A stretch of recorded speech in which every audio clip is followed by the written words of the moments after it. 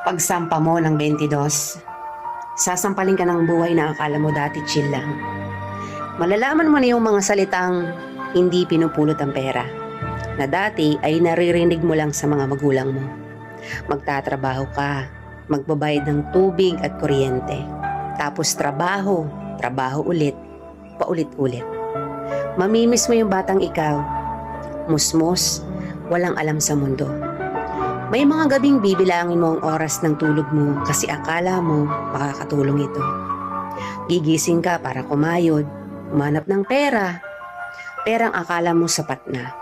Pero dahil salat ka, wala kang magagawa kung hindi tanggapin ang katotohanang ganito ang buhay.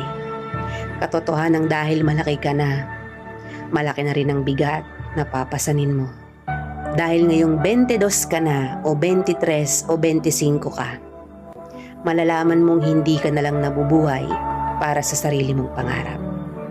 Real talk yan.